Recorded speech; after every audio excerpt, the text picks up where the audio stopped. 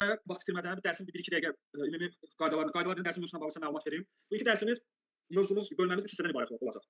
Birinci hissədə nağdsız hesablaşmalar artıq 3 qrup bu proqram üzrə 4-cü həftənin dərsini keçmişik bir yerdə və çox razı qaldım. Birinci hissə nağdsız, ikinci hissə mənfəət vergisi ilə bağlı müəyyən güzəştləri özündə əhatə edəcək. Üçüncü hissə əmtəz əməliyyatlar və risklər.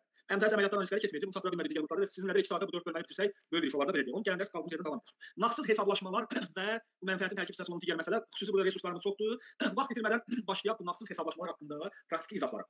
Dəyərli yoldaşlar, axşamınız xeyir olsun. Başlayaq dərsimizə uçaq hissəsinə tələsməyək. Salam, axşamınız xeyir olsun. Başlayırıq dərsimizə yoldaşlar. Deməli, ilk öncə sizə məlumat verim, bu dərs inşallah çox möhtəşəm olacaq. Yorulacaq bu dərsdə. Bizim ikinci layihəmizlə bağlı qeydiyyat mərhələsi başlayıb. Sizin qrup D qrupu. D qrupunun bütün üzvlərinə bildiriş göndərilib. Bir həftə 10 günə qeydiyyatı dayandıracağıq. Yəni planımız sayda azdır. Kimdən müraciət eləsə qeydiyyatı alar. Mesajlara baxarsınız, hamıya mesaj göndərilir. Yəni 15 gündən sonra 20 gündən sonra geri dönüş olsa, yəni ki, qeydiyyat aparılmayacaq, müəyyən səbəbləri var. İkinci bu layihədən sonra layihə başlayacaq. Amma qeydiyyat indidən aparılır ki, keçən dəfə çətinlik çəkdik, hər şey üst-üstə qoyuldu. İndi bu məsələləri həll etmək istəyirik. Ona görə şəxsi mesaj bölməsinə baxarsınız. Kimə göndərilmişsə yazarım. Nömrəyə yazar, gəlin şey. Başlayaq iş dərsimizə, başlayaq. Deməli, bu nağdsız hesablaşmalar haqqında əməliyyatlar öz qanuni hüquqi tərəfini tapıb 461 nömrəli Nazirlər Kabinetinin qanununda. Üzr dövlətimizin qanunu, Nazirlər Kabinetinin dövlətin qanunu. 461 nömrəli nağdsız hesablaşmalar haqqında qanun var. Bu qanunlar bizim bu deyək ki, biz bu nəyimizə lazım mövzu, bu nəyimizə lazım söhbəti deyil. Bu operativ və səyyar vergi yoxlamasının əlində olan əsas sənədlərdəndir ki, bizi yoxlayırlar. Bizi bu sənədlərlə yoxlayırlar. İndi bunun niyə keçirik? Onunla bağlı məlumat verəcəm sizə. Əsas olaraq nələr öyrənəcəyik və qanunvericilik aktlarının oxunuş qaydası var. Yəni məsələn sadələşmiş keçəndə göstərdim filan şey filan yerdə filan. Bunların da oxunuş qaydası var. Məsələn bu qanun 4-5 maddədən ibarətdir. Birinci maddə ümumi giriş verir, ikinci maddə ümumi məsələlərdir. Bunlarla işimiz yoxdur. Bizə burada bir dənə maddə lazımdır. 3 maddə 3. Maddə 3 özü də 5 hissədən ibarətdir. 3.1, 3.2, 3.3, 3.4 ən böyük hissəsi və 3.5. 3.3, 3.6 əks kəşfiyyatı onu işıqlandırıram. 3.5. 5 haldan danışacağıq. 4-dən 5-ci maddədə ümumi bağlanış maddələrdir. Məsuliyyət, qanun qüvvəyə minməsi. Bunu niyə keçirik? Bugün biz sizlərlə nələri öyrənəcəyik və biliklərimizi təkrarlayacağıq? Vergi ödəyicisinin aylıq nağd əməliyyat limiti necə hesablanır? Bu qaydalar artıq bilirsiniz ki, dəyişir. Bununla bağlı mən burada sizin üçün 3-4 məsələ hazırlamışam. Şirkətlərə görə formatlar bizə cərəyan edilir, ümumi hesab kitab eləyəcəyik, qanunla təsdiqlənir. Şirkətin nağd dövriyyəsi hansı hədlərdə ola bilər? Yəni nağd dövriyə deməyək. Özünün xərclədiyi puldan söhbət edir. Mən öz şirkətimdən nə qədər nağd pul çıxartmışam bu ay. Əmək haqqı ödəmişəm, icarə ödəmişəm, yardım eləmişəm, filan eləmişəm, onları deyil. Biz nə qədər pul ödəmişik. Deyək mağazalar milyonlarla gündəlik əməliyyatlar edir, məsələn, bravo, arazdır. O mədaxildən söhbət edir, məxaricdən söhbət edir. Onun haqq hesabını biləcəyik. Bu olacaq işimizin ikinci məsələsi. Üçüncü məsələ olacaq, bir deməmişəm. Üçüncü məsələ olacaq əmək haqqını kartla verməliyik, nağd verməliyik, nəyi necə eləməliyik, bu ki, çoxlu ədəbi ilə qarşılayırıq, ədəbi qətiyyən aidiyyəti yoxdur əməliyyatın. Onların ümumi hesab kitabını aparacağıq, ümumi hesab kitabını. Bir də bəzi əməliyyat limitləri var. Məsələn, mənim deyək ki, bağım var, gedib bağım üçün generator almaq istəyirəm. İşıq sönəndə məsələn, nə bilim, su nasosu üçün məsələn, su nasosu alıram məsələn. Nə bilim, filan məhsullar alıram, gedirəm mağazada məsələn 5000 manatlıq əşyalardan alsam bir dənə kassa çəkində mənim icazəm yoxdur ki, pulu nağd ödəyim. O sonra getmişəm xəstəxanaya 700 manatlıq əməliyyat edirəm özümə. Onun pulunu nağd verməyə qanunsuzdur, o olmaz. Mən belə eləməm, mənə dövlət heç nə eləməyəcək. O pulu alanın evi yıxılacaq. Yəni o qədər bilməsə əvvəldən axıra kimi elə aparsa ki, sanksiya hazırdır 8-ci maddədən, səyyar vaqiət yoxlama cərimələri yazacaq. Bunları öyrənəcək əsas bu qanunun məqsədi bizim üçün bu olacaq. Bir də ən vacib məsələ nağdsız əməliyyat nə deməkdir? Onu da başa düşmək bəzən çətin olur. Üçüncü sistemdə onu izah edəcəm. Sonra keçəcəyik praktiki əməliyyatlara. Digər bir məsələ mən sizə öz mütaliə metodikamla bağlı bir məlumat verim. Bir-iki əlavə məsələlər deyəcəm. Bu sizin üçün ümid edirəm ki, maraqlı olar və sizin də ola bilsin ki, istifadənizdə belə bir pozisiya olsun.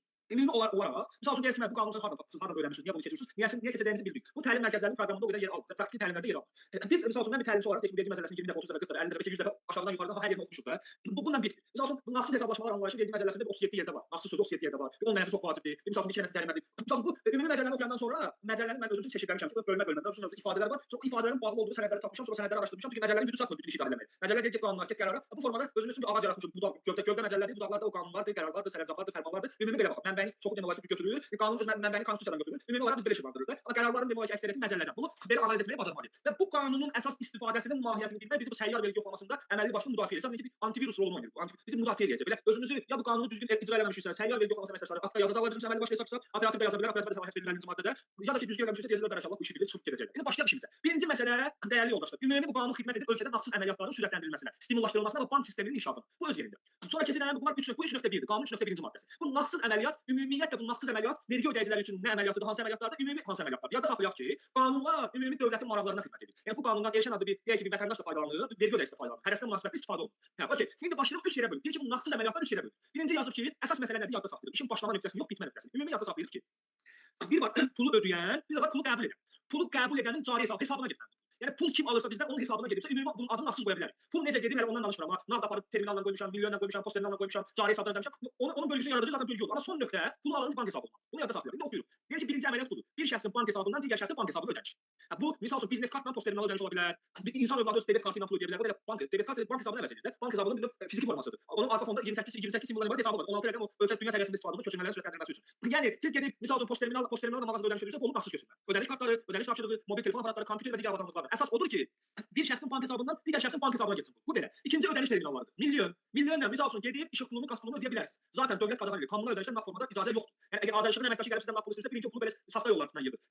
Rüşvət alan, rüşvət yığan dövlət pulunu da istəmir ki. İndi biz iş şəhərində var, təlimdə də biz təlimçi var, Azərbaycan orqanı olsun, filan idarədə olsun. Yəni bunları izah edəcəm sizə. Demək istəyirəm ki, bu ödəniş terminalları misal üçün özüm üçün çıxarış alıram, ev üçün çıxarış alıram. Gedirəm əmlaka, çıxarışın pulunu, xidmət haqlarını və nağd formada yer yoxdur. Ya get milyon ödəyə, ya kartla ödə. O zaman hamısında bu sistemi yaradıblar da. Bu oldu ikinci. Ödəniş terminalları ilə ödənilən pullar bu nağdsız. Okey. Sonra misal üçün bizdə bütün təlim ödənişləri nağdsızdır. Bütün hamısı şirkətin biznes kartına, biznes kart, yəni cari biznes kart hesabına daxil olunur. Siz onu telefonla ödəyirsiniz, siz onu milyonla ödəyirsiniz. O bizim üçün bir önəm daşımır. Yəni qanunvericiliyi baxımından əsas odur ki, mən ödənişimi nağdsız formada, mənim maraqlarım nağdsızdır, nəqd maraqlı deyil, nağdsız qəbul edilir. O da bizim də bu ödəniş nağdsız olur. İndi əsas məsələ, əsas məsələ yox, birbaşa nağd qaydada satıcının hesabına ödənilmişdir. Bu nə deməkdir? Ola bilsin ki, pulu götürmüsünüz, bir çamadan pul getmişsiniz banka, ödəniş tapşırığında götürmüsünüz, misal üçün deyirsən ki, bu pulu ödə.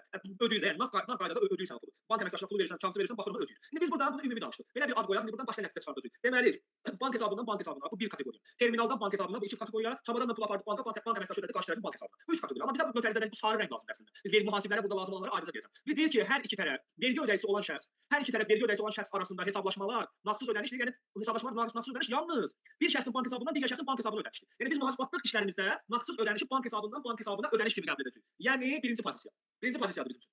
Bu hesabda var hesab. Burada debet kart da keçir, cari hesabdan cari hesaba ödənişlə qəbul olunur. Suallara çox xahiş edirəm, tələsməyək. Suallara sakit tələsməyin. Sual-cavabı həmişə deyirik, yəni fikrinizdən yardım. Bu suallar donur yazıb Ayxan bəy, donurmu? Cəlal xanım, sualı yadda saxlayın. Mən fikrim yardım, mən planlayıram, hər dəfə deyirəm ki, dərs asan dərs deyil. Mən bu layihədə bunu dərsə verirəm. Biz bu nasıl hesablaşma dərsi kimi sizin komandadan 700 nəfərdən başqa keçməmişik. Belə bilməyini bilirik, yoxsa icra edirik. Sadəcə çətin bir fikir dağılır, maddə, məsələlər qarışır orada. Analiz edərək danışıram ki, suallar məni çaşdırır. Sualları saxlayıram. Hər tərəfə sualların cavabı biraz sıxlıq. Tələsməyin. Deməli, misal üçün vergi məcəlləsində görürsüz ki, bu firaje nağdsız olmalıdır. Biz artıq bildik ki, vergi ödəyicisi üçün nağdsız bu yazıdır. Bu yazıda bu yuxarıdakı yazıdır. Zaten bunu qanundan oxusaq, qanunun 3.2-ci maddəsində yazır ki, elə o yazıları kopyalamışam. Vergi ödəyiciləri üçün 3.1.1-ə baxmalısan. Yəni bankdan banka ödəniş. Bankdan banka ödəniş kartla da gedir o. Depozit terminal da sayılır, bank hesabı da sayılır. Yəni ümumi qəbul olunur. Aydın yoldaşlar? Yəni ümumi olaraq buradan belə bir nəticəyə gəlirik. Burada çox nəticə satmaq olur. Misal üçün qaimənin pulunu gedirəm milyonla ödəyə bilirik. Hesabı yazırsınız. Deməli bizə qadağan ödəniş terminalı ilə ödənilən ödəniş nağdsız olmayacaq. Onda belə çıxır ki, əsas məbləğ nağdsız qəbul olunmursa, əvəzləşdirə də bilmərəm də. Bu incəlikləri çoxdur ya. Bunu səyyar hesablayır. Onlar sanki şirkətdə belə yan keçir, nəsə iş çox olur, nəsə texniki xəta olur. Normalde hesablayırlar. Çox önəmli situasiyalardır. Çox önəmli situasiyalardır. Misal üçün mən sizə bir məsələni deyim. Şirkətlərdən biri bank hesabında sərəncam olduğu üçün ümumiyyətlə qaydanı pozublar. O qoyuram qabağa. İcarə pulunu aparırdı Çinar Park'a milyondan Çinar Park'ın hesabına ödəyir. Misal üçün Çinar Park şərti olaraq. O nağdsız ödənişdir. Ödəniş terminalı bu vətəndaş üçün işləyir də. Bu hamı üçündür bu qanun. Bizim üçün bu birinci. Onu eləməyə düz deyil. Aydın yoldaşlar, bu məsələləri işıqlandırsa bu məsələdən problem çıxar. Əlbəttə tələsməyin. Ümumi biz nəticə çıxartdıq ki, nağdsız hesablaşma hesabdan hesaba ödənişdir vergi ödəyicisi üçün. Belə bir ikisini şərt olaraq deyək ki, ikisini şərt olaraq silirəm. Bizə məsəl üçün bu lazım. Hələ ki sildim. Keçirik bugünkü dərsin ən önəmli nöqtələrindən biri nağd əməliyyat limiti necə tənzimlənir? Nağd əməliyyat limiti yəni xərcləmə edirəm. Mən bu ay məsəl üçün nə qədər əmək haqqı verə bilərəm? Əmək haqqı biraz başqa məsələdir. Birazdan toxunacağam. İcarə pulu, qaimənin pulunu hətta aparıb nağd misal üçün ödəmək istəyirəm. Nağd misal üçün ödəmək istəyirəm. Nə qədər pul nağd xərcləyə bilərəm? Yəni burada mənə dövlətin qanunla nəzarəti var. Bunu mən sizə qanun maddəsini oxumağa tələsmək istəmirəm. Oxusaq biraz qəliz olur. Düşürəm aşağıda burada üçlü bölgü yaradacağım sizin üçün. Bu üçlü bölgü ilə hər şeyə aydınlıq gələcək. Birinci hal, ikinci hal, üzr istəyirəm. Üçüncü hal, birinci hal, ikinci hal, üçüncü hal. Birinci hal nədir? Bu hallara keçməmişdən qabaq biz burada ümumi hallardan əlavə bir bölgü yaradırıq. Ədəbi ödəyiciləri, dövriyə məsələsindən asılı olmayaraq, əlavə dövriyyəçinin ödəyicisi olan şəxslər və dövriyyəsi 200 min manatdan artıq olan restoranlar. Yəni bu 8%-dən işləyən sadələşmiş restoranlarda belə yuxarıda yazdığını biraz oxuyacağam. Onlar bizim üçün bir kateqoriya olacaq. Yəni ədəbi ödəyiciləri və 200 mindən çox dövriyyəsi olan restoranların bir kateqoriyası var. 3 dənə hal onlar üçün. Bu ədəbi ödəyicisi olmayanlarla dövriyyəsi 200 min manatdan aşağı olan bu restoranlar ki var ədəbi ödəyicisi olmayan, onlarda limit 15 mindir standart. Bu birlərindən 50-yə kimi qalxır. Dəyişib, biri dəyişib. 15 min. Yəni mən təlim mərkəziyəm. Ədəbi ödəyicisi deyiləmsə mən bu ay misal üçün 15 min əmək haqqından verə bilərəm. Yəni 10 min əmək haqqı verdim, 5 min icra yapdım. 16 min versəm 1000 manatın 10%, 100 manat cəriməm var. Aydın, limitdən çox hissəyə cərimə yazılır, 58 manatın onu toxunacaq. Deməli ümumi bir ədəbi ödəyicisi olmayanların limiti 15 min manatdır. Bu da yazılıb birazdan indi onlara 15 min manat nəzər yetirəcək yox. İndi ədəbi ödəyiciləri necə haqq hesab edəcək? Belə qoyulur. Dövriyyə ilə tənzimlənir. Deyir ki, ay Ayşə, misal üçün deyim mən burada sənin üçün yazmışam ki, apreldə bu qədər alver olur. Apreldəki alver maydakı nəqd limiti təyin edir. Qanun belə dəyişir. Əvvəl belə deyil. Apreldə nə qədər alver olursa, avtomatik növbəti ayın nəqd əməliyyatları əvvəlki ayın dövriyyəsindən asılıdır. Dövriyyəndə ədəbi daxil götürülür. Ədəbi ilə deyil. Məsələn, mənfəət bəyannaməsində gəliri ədəbisiz yazılır. Amma burada məsəl üçün ki, ədəbi və əsas toplam onun 2%-dən danışır. İndi söhbət eləyəcəyik. Faiz dərəcəsi 2-dir. Əvvəlki ayın dövriyyəsinin 2%, növbəti ayda nəqd limiti olur, amma sərhədləri var. Sərhədlər nə? Belə qoyulğanını. Birinci hal. Dövriyyən 1 milyon 500 manata dək olduqda. Bu nə deməkdir, dəyərli həmkarlarımız? Dövriyyə 1 milyon yarıma qədər olduqda standart limit 30 min manat. Yəni 30 min boy xərcləyə bilərəm. Təsərrüfat məsrəflərindən xərcləyə bilərəm, misal. İndi düşürəm aşağı. Məsələni aşağı göstərək. Baxırıq bura məsələ vermişəm.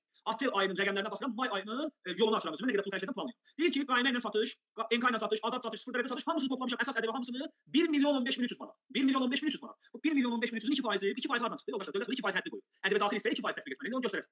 2% hesablayıram, bu 20 min manat edir. Hə, 20 min manat eləyir. Amma dövlət deyir ki, sənə minimum hədd 30 min. 20 də olsa, deməli biz 2% 30 milyon olan ədəd hansı? 2% 30 milyon olan ədəd milyon yarım. Deməli milyon yarıma qədər əgər mənim atreldə alverim olsa, mən mayda artıq 30 mililitr rahatlıqla istifadə edə bilərəm. 30 milyon çox xərcləyə bilmərəm.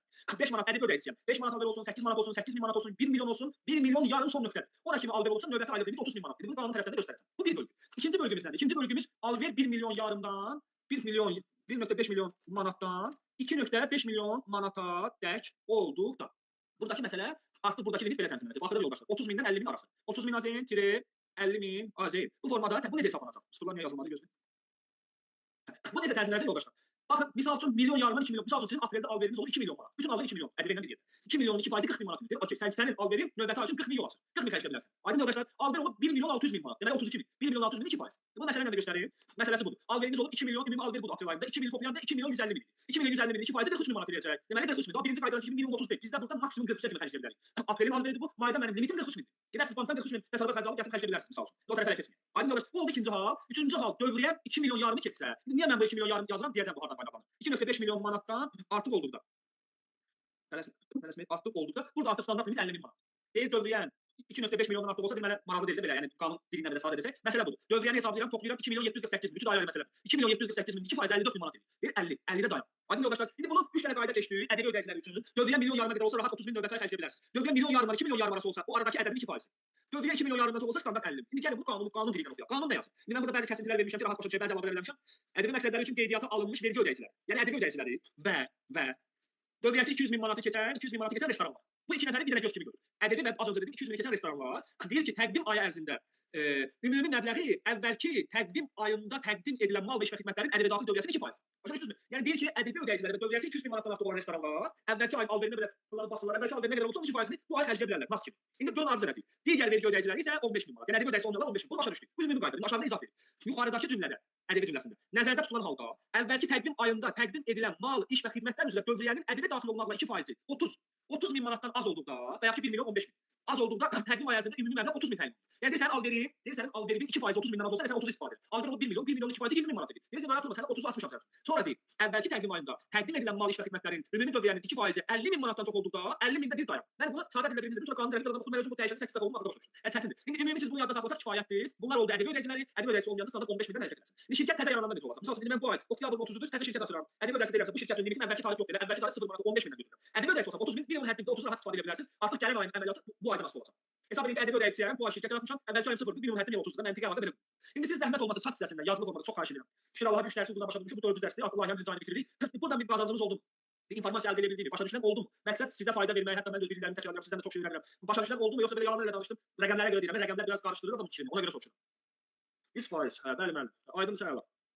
Okey, yekun nəticəyə fokuslanaraq ki, 3 dənə rəqəmdən hərəkət edəcəyik. Çox gözəl yoldaşlar. Bu qaydaları çox əla izah etdiniz. Çox sağ olun. Fuad müəllim, yəni ki, bizim əməkdaşlarımızdan olan Fuad müəllim, düzdür? Fuad müəllim, o link göndərdim əlavə sizə, B qrupuna. Həmin Fuad müəllimsiniz. Müəllim deyəcək sizə. Əla. Fuad siz təsdiqləyirsinizsə, niyə Fuad müəllim xüsusi statusu var, ona görə yəni sizin təsdiqləməniz ayrıca bir maraq verir. Okey, yəni bir əməkdaş olaraq bunu sizin qiymətləndirməniz daha maraqlıdır ki, sizlərlə hesablaşırıq da bu işlər. Okey, qaldığımız yerdən davam edək. Deməli, dövriyyə məsələsini başa düşdük. Bir də misal üçün, Elşən bu dərsə qulaq asdı, sən gedib qanunu açacaq, oxuyacaq, orada yenə qarışdırsın fikirlərini. Eləməyin. Oxuyun, burada sual olsa şəxsən yazarsınız. Bu birinci hal. Bu birinci hal yox ha. Nəql limitin birinci halı. Bu məcburi qaydadır. İndi keçirik özümüzə bir yollar tapırıq ki, mən nə qədər pulla başlayım. Bu maxinasiya yox ha, əyri yollardan danışmıram, qara yollardan danışmıram. Qanuni formada başqa 2 dənə də hal var. 2 dənə hal var ki, mən ayda 1 milyon pulla başlayıram. Bizim bu dərdimiz sərvis nəqd oldu da. Misal üçün mən öz adımdan danışıram. Bu dəqiqə mən nəqd pulsuz qalmışam. Şirkət hesabından pul çıxar 15 min, pul çıxarda bilmirik misal üçün. Pul bizim pul çıxarda bu gün getmişik yeməyə biznes kartla ödəmişik. İşçilərlə getmişik, şirkətin biznes kartına nahar eləmişik misal. Bu pul problemimiz var. Bu şirkətlərin hamısında nəqd pul problemidir. Cəmaət gedir maşında şirkətin adına buraxıb sonra cari hesabdan bütün asılı belə yaranır da. İndi qanunda dəyərli yoxdur. Mən çıxıram işdən qırağa. Biraz qırağa çıxıram. Bunları deyim, bu demirəm, gedəcək qabaq tutar. Bizim dövlətimiz bilir nə edəcək. Mən onu başa düşdüm. Amma qanunda yazılmır ki, sən gedib bankdan 30 min bağışlamalısan. O başqası söhbətdir.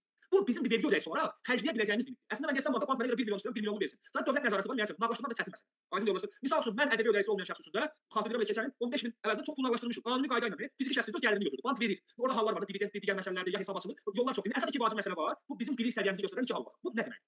Misal çəkirəm. Deyək ki, Elşən, öz adımı deyirəm, kimsə adınız bilə xoşunuza yanına qalsa, ona öz adımı özüm misal çəkirəm. Deməli, Elşən deyək ki, Masallıqdandır. Masallıqda bu Elşən gedib 20 hektar torpaq götürüb icarəyə. Masallıqda da əkinçiliyi biraz zəif, çox əski. Deyək ki, indi orada mən kartof əkmək istəyirəm. Cəlilabadda Masallıqda. Gedirəm 20 hektar yeri götürdüm icarəyə, ya pul verdim, aldım, bir dənə özümə göyün açdım. Elşən eminci, nə bilim, meyvə eminci.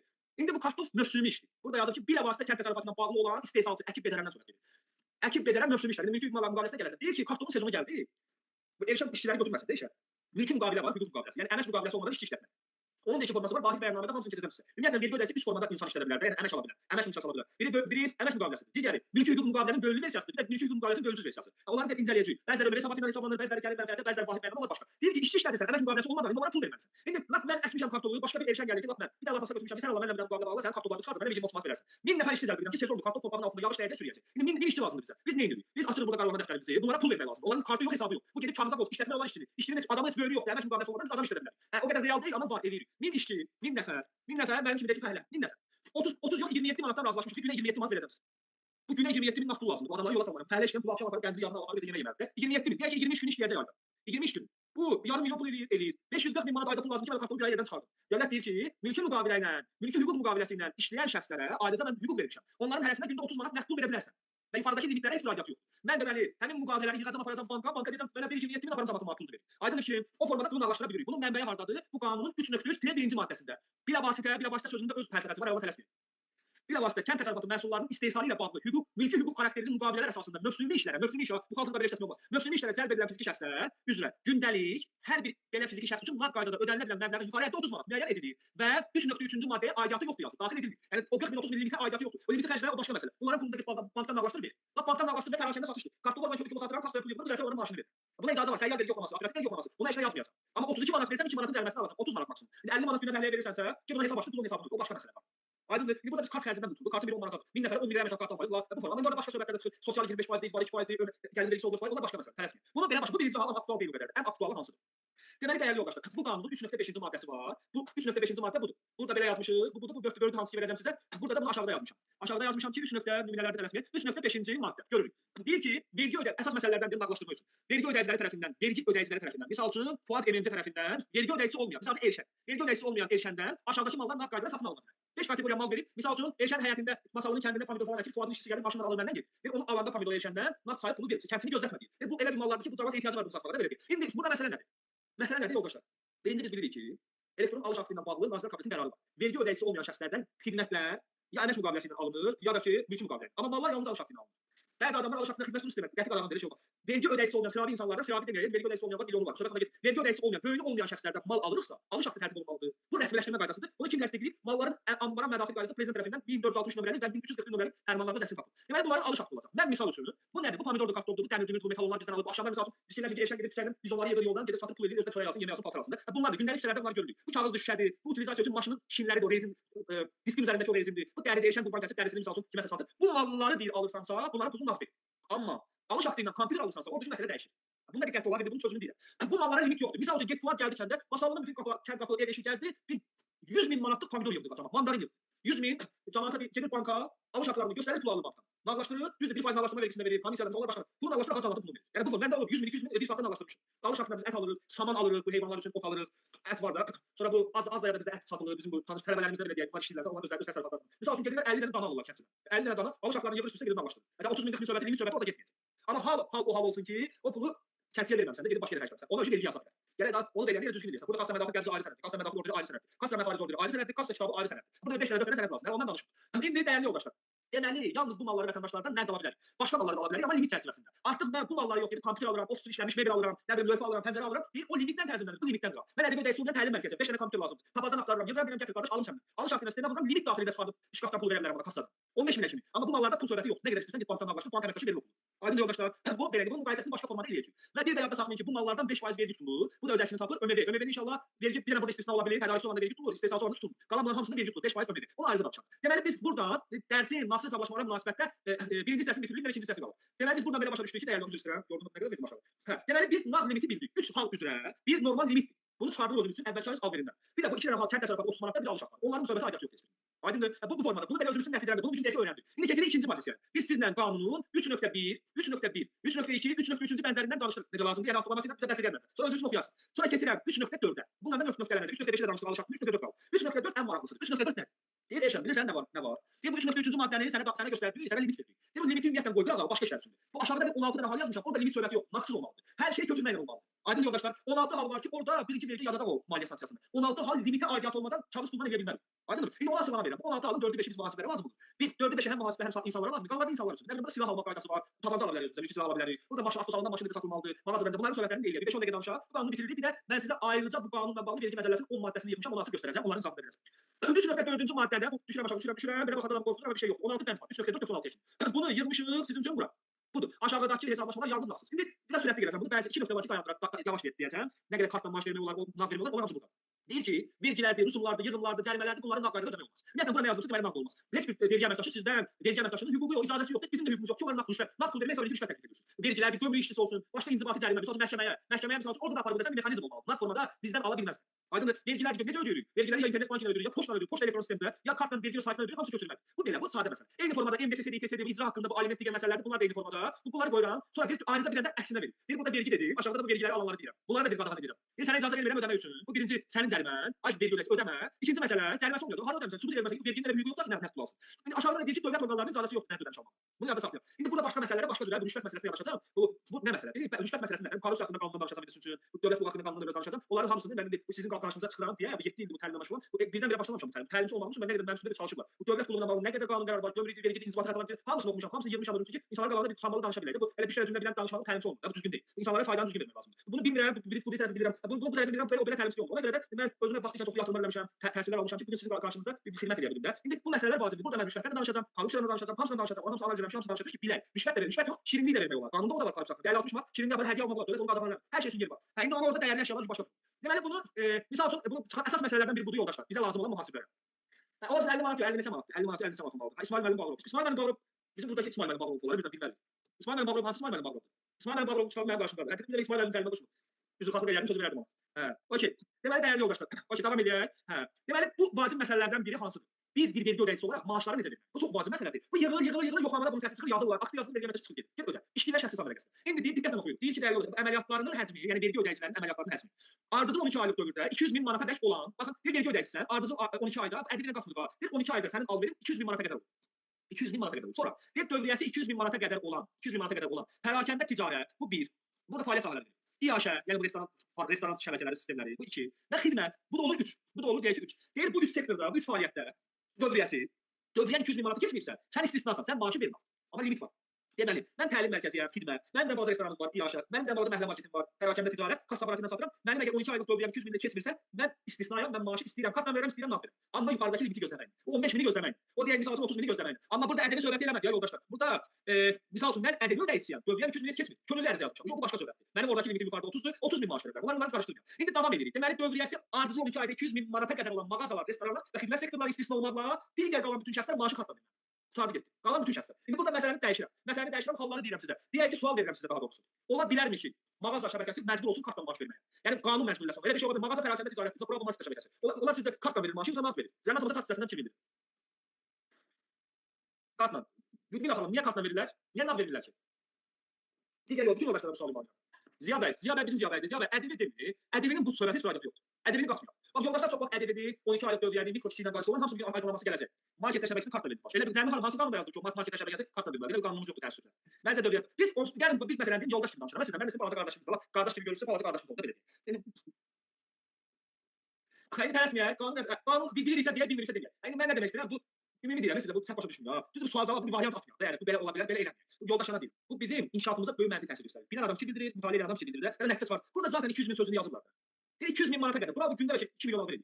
Deyir gündə 2 milyon. Bu ay oranında milyar verir. İlə oranında misal üçün, düzdür? Şimdi burada deyir ki 12 aylıq al verir. Misal üçün yanvarın 8-dən növbəti il yanvarın 8-dən kimi 7-sinə kimi 200 mini keçməyibsə kartla verə bilər. Bu bravo gündə 200 mini keçir. Bunu nağd verə bilər. Bu bravo qadağandır. Qanun qadağan edir. Aydın olar. Dövriyyəsi 200 min, ədəbiyyəsi sonra danışmıram. Bəlkə ədəbiyyəsi ancaq burada satır. Misal üçün də. Hə, o ümumiyyətlə dövriyyə, ədəbiyyə aidiyyatı yoxdur. Ədəbiyyədə məsələn əməliyyatlar keçirilir, ədəbiyyə qeydiyyatında deyil. Aydın olar. Yəni 200 mindən çox alveri olanlardan məcburdur. Bir dənə kimin burada şansı var, kartsız maaş verməyə? Alveri 200 mini keçməyən mağazalar, restoranlar, xidmət sektoru. Qalan hamı kartla verməli. Bu formada bunu yadda saxlayın. Əgər misal üçün indi yenə halları deyirəm, kartla verməsəniz, kartla verməli olduğunuz halda kartla verməsəniz ödədiyiniz maaşların 10% seçəli bəyaz olacaq. İkinci dəfə 20% üstündə 40%. Vergi məcəlləsi 58-ci maddəsi. Birazdan baxacağıq. Və yaxud deyək, mənim 30 min limitim var, 38 min maaşını vermişəmsə 8 min limiti keçən cərimə alacağam. Maliyyə sanksiyası alacağam. Bu məsələdə belə. Bu məsələdə belə. Bunu bu formada bitirək hələ ki. Bunu bu formada bitirək. Deməli biz burada nəticə çıxardacağıq birazdan. Kart məsələsini yəqin ki başa düşdük də. Həmişə qanunlar əks düzgünlərlə baxaq. Oxuyandan sonra təsirləşmə fikirləşək. Belə olmasa necə olacaq? Belə olmasa kartla olacaq. Hə, okey. İndi burada kommunal xərclər nağd formada ödənilməz. Kommunal xərclər nağd formada ödənilməz. İndi burada bayaq rüşvət məsələsi gedir. Misal üçün Azərişıqın işçisiyəm. Lap özünü burada pisdir. Azərişıqın işçisiyəm düşürəm. Gəlirəm bu şotikləri şəkillərə aparıram. Qayməni aparıram. Bu xaltı yazır şirkət. 3 ay 5 ay gəlirəm. Bu yasamalda inşaatçılarda 200 dənə obyektlə münasibətini düzəltmişəm. Bir gündə gəlib deyirəm ki, pulları bu gün nağd yazacağıq. Sistemdə məsələn problem var. İcazəsi yoxdur ya eşyanın sözləmə. Hərəsindən 100 manat çıxıb alıram, 1000 dənə obyekt 100 min. Qoyuram cibimə kasına verirəm, masalda otura verirəm, yavaş-yavaş xərcləyirəm.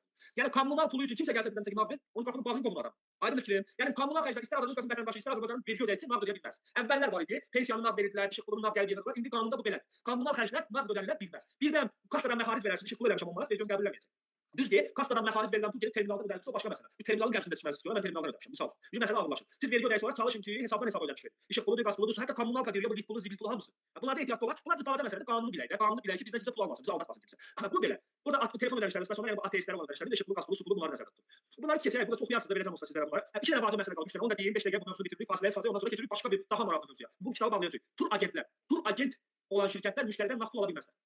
Ala bilərlər, alıb qanunu pozacaq. Amma qanun icazə verir. Tur agentlər, yəni bu tur şirkətləri. Sizdən yığışdıq gedirik nə bilim İtaliyaya sıfır gəzməyə, evini gəzməyə, araşdırmaya, tur paket alırıq, bir şirkət köçürməklə. Ya biznes kartla ödəyir, ya qayma qursu sənə pul ödər, ya bir dənə nağd kağız pul sayı verir buna. Şimdi dövlətin burada marağı nədir? O tərəflərə getməyək. Dövlət niyə bunu bıraxır? Onları danışırıq. Biz tur agent kimdir onu bilməliyik. Çox adam tur agentin kimliyini tam bilmir. Tam bilmir, bilet satışı ilə qarışdırır, bilet satışı başqa şeydir, tur satmaq başqa şeydir. Bunun üçün biz nə etməliyik? Biz bunun üçün müraciət etməliyik turizm haqqında Azərbaycan qanunun 1-ci maddəsi. Bunlar bizim üçün çünki vergi məcəlləsinin 13-cü maddəsi bizə deyir ki, əgər 13-cü maddədə termin yoxdursa tur agent, sən get həmin qanunun özünü kökünü tap. 13-də varsa 13-də yazılan, 13-də yoxsa qıraqdadır. Gömrükdədir, təhsildədir, başqa yerdə. İndi mən məcbur turizm haqqında qanunu açıram. Turizm haqqında 448 nömrəli qanun içində turagent termininin açıqlaması var. Turagent yəni hansı fəaliyyətdir?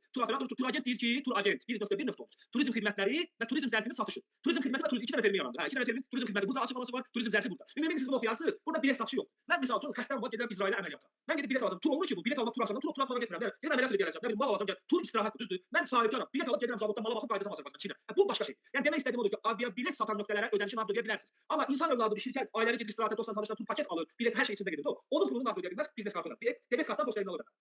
Ya da ki, ödəniş tapşırığı alıb gedib bankdan ödəyəcək. Kartda varsa kart ödər.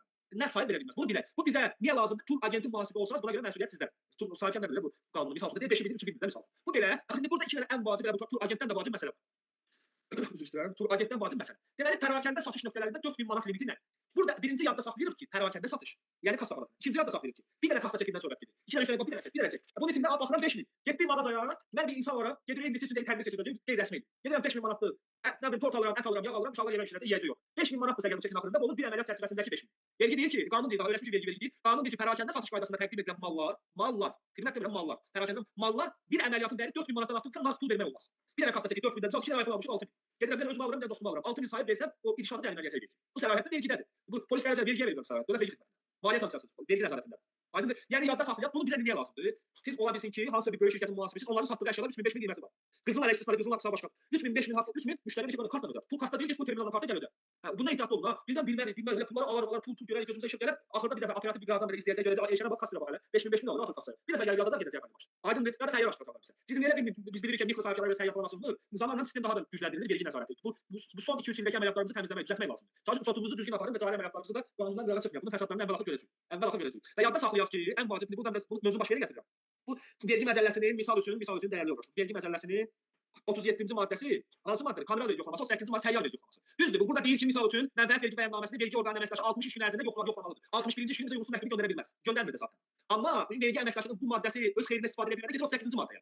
Misal üçün mən vergidən bir formada yayılmışam, 60 iş günü keçəndən sonra vergi hesabatı verdiyim gündən 60. 70-ci iş günü baxımsa mənə səyyar asılır. Çünki burada maddə var. Səyyar asma uyğular. Vergiyə yayılma üçün əsaslı şübhə varsa, səyyar asıla bilər. Mənbəyi bəlli olan məlumat. Mənbəyi bəlli olan məlumat olacaq. Vergi baxır ki, 2023-də bunun dövriyyəsi 4 milyon olub. Bu mənfəət 3 milyon yazıb hesaba təsdiqlənir bilmirlər də. İş asasıdır. Səyyar yoxlasın. 1 milyon ərazı bir 50-30 vergi alacaqdır misal üçün. Bu məsələləri elə vaxt keçdi, 3 il keçdi filan oldu. Bu zamanla bunlar hamısı ləğv olunacaq. Hər şey operativ formada vergi orqanları tərəfindən həyata keçiriləcək. Düzgün birazdan vergi orqanlarının gücünü qüvvətini şişirdəcəm. Bu cədvəldə hələ tələsməyək. İndi başlayırıq dəyərli dostlar. Bu pərakəndə satışı bildik. Siz haransa mühasibə olsa buna icazə verin. Deyirlərsə al çıxın. Ərizə mühasibə işləmir. Bu deyirlər. Mən onu təklif edirəm yoldaşlar. İkincisi də tibb məsələləri üçündür. Tibb məsələlərində bu limit 500 manatdır, 4000 yox. Mən getmişəm xəstəxanaya, qolumda nəsə əziyi var, üzüyü var, düzəldirəm. 700 manatlıq xidmət alıram. Mənə deyirlər resept, aptek dərman almaq yox ha. Tibb məsələsi dərman satışı nöqtəsi deyil. Xidmət aşağıdakı aptek başqa olur. Aptekdən yox. Aptekdəki üçün mal, o 4000 keçəndə pərakəndə satışlı mal. Amma tibb əməliyyatı almışam, hər hansı bir yoxlayıblar, bu nə bilim qulağımı, əlimi, kolumu 500 manatdan artıq bir çek. Burada qanun yazır ki, bir kassa çekin. Bir sözü var. 600 manatlıq hesab edin ki, əməliyyata girirəm. Pulu çıxardıb vermək istəyirəm. Görürəm ki, kassadan deyir ki, qardaş 600 manat məsələn ala bilmərəm. Nağdsız.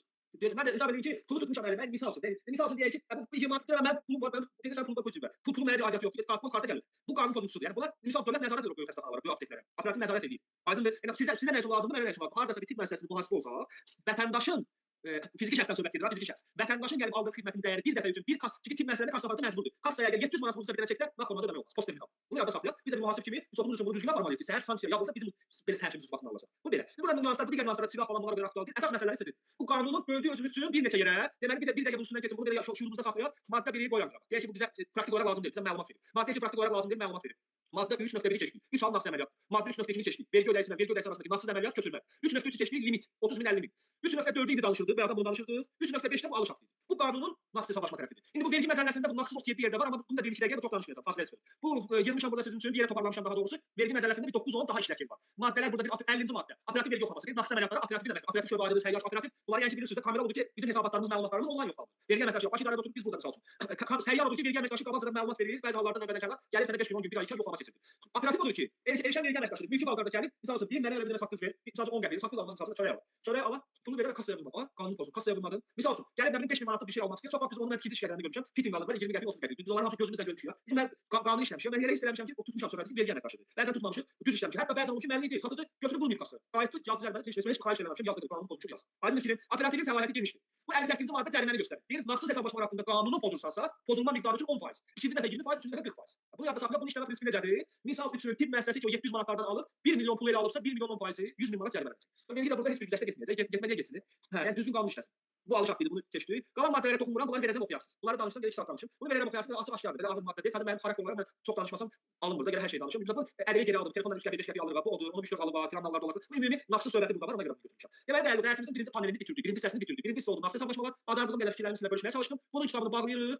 Deməli, tələsməyə açırıq burada yaşıl rəng. Bu orta uzun işçi sayı məsələsini bunu da bağlayaq, bu da bizə baxmaq lazım deyil. Lazım olmayanlara çıxın. Orta bunu izah edəcəyik. Bunun da izahı üçün bizə bir neçə məlumat lazım. Çox maraqlı olacaq bu. 3 nəfər işçi güzəşti, mikro nədir, orta say nədir, orta illik say nədir, muzlu say nədir? Fasilədən sonra qaldığımız yerdən davam edir. Saat 18-dir, 5 dəqiqədən sonra xahiş edirəm ekran qarşısında olan bir fasiləyə çıxıb saydan sonra içək. Xəttdən ayrılmayacaq.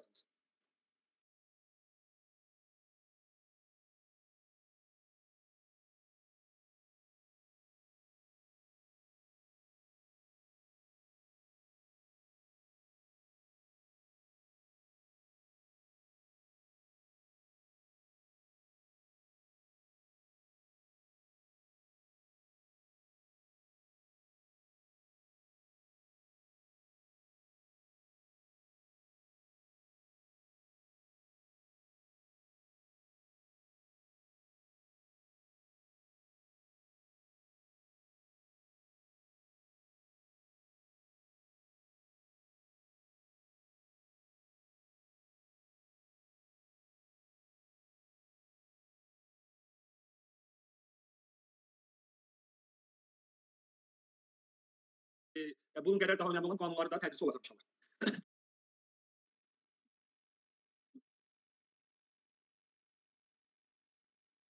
Üzr istəyirəm. Dəyərli dostlar, qaldığımız yerdən davam edək. Ümumi olaraq chat səsindən bir fikir bildiniz zəhmət olmasa. Bu ümumi nağdsız hesablaşmaların bizə bir faydası toxunacaqmı sizcə? Bu dərsin sizcə keçirilməsi məqsədə uyğun oldu yoxsa necə? Zəhmət olmasa fikir bildirin chat səsindən.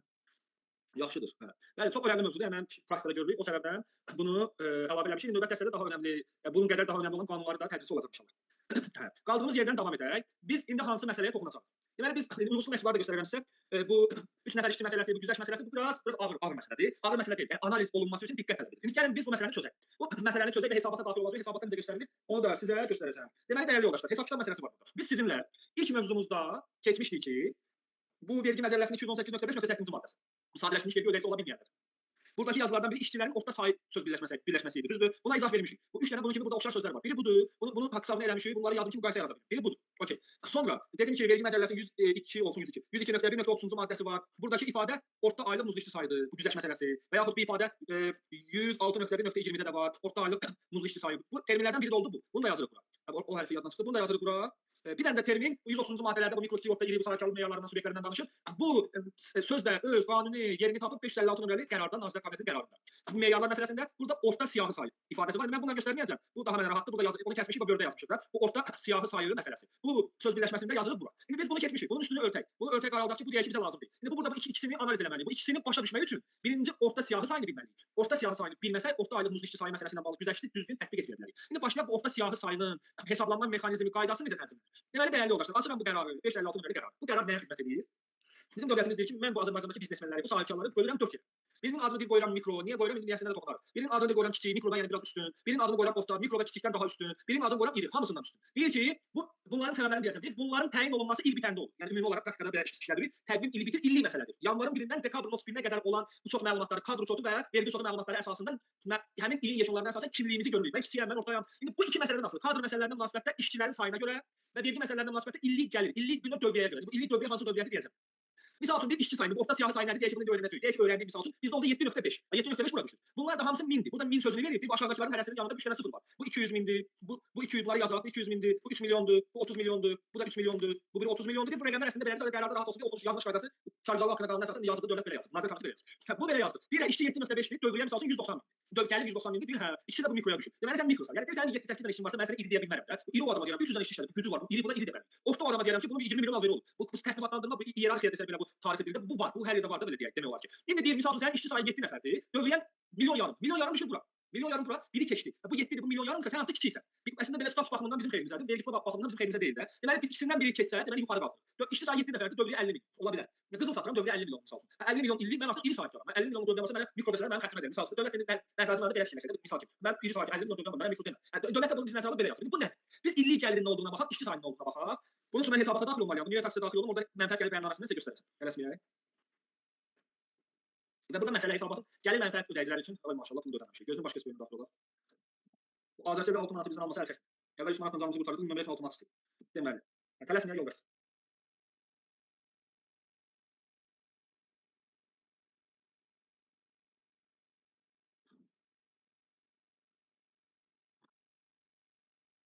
Asan imza 3 manatdır, bu nömrəyə görə ayda 5-6 manat versən ki, aktiv qalsın, ona görə. Yəni o texnik məsələlərdir, o nömrə söhbətləri keçmir. Deməli dəyərli yoldaşlar, burada gəlir məsələsi necə tənzimlənir? Baxın gəlirlər bölməsində mənfəət vergisində. Baxın bura 190 min yazmışam, misal üçün də. Bu 190-ı bura yazmışam. Bütün bu gəlirlər 200-cü sətirdən 17 sətir, 18 sətirdir. 200, 201, 202 para gəlir 217-yə kimi. Bu 217 bu 18 sətir edir. Bura yazılan bütün rəqəmlər burada çiçənlənir. Ümumi gəlir. Vergi bunu istəyir. Ümumi gəlir. Şimdi burada da misal üçün mən bura 219-cu sətir azalma sətir daxil. Burada 3 manat yazanda gözlələr bura yox. Bura müqavilə edəcək, bura yazar. Bura misal üçün 50 manat yazanda artıq bu 190 min gəldi oldu 189 min. Bu rəqəm yox. 200-dəki rəqəm yox, 218-dəki rəqəm. İndi bunu mən başqa cürə işarələndirirəm. Bunu belə yazmıyorum. Misal üçün buradakı dövriyyə 210 mindir. 210 min. 210 min hara düşür? 210 min düşür bizim hesab kitabımızda bura. 2 milyondan 3 milyon, 200 mindən 3 milyon. Demək mən ikisiyəm. Bura 210 min yazdım, düşürəm aşağıda, burada 210 min. Okey. Götürüb burada azalma verirəm, mənfi məsələndə fərqi 25 min. Misal üçün də gəldi vergiyə cəlb olunan dövriyyə oldu 185 min. Bu vergi məsələsinin 104-cü maddəsidir. Bu başqa yanaşmadır. Biz bu 185 ilə yox, bu 210 minlə hərəkət edirik. Və bunu başa düşdükdə gəlir və mənfi vergisində belə tənzimlənir. Deməli indi bu işçi sayı məsələsi qaldı. İşçi sayı, orta işçi sayı bu 2 dəqiqə izah edəcəm. Bu hesablama cədvəli asılır. Baxın yoldaşlar, bu cədvələ diqqətlə baxın. Bu cədvəl 2 dənə rəqəm hesablayır.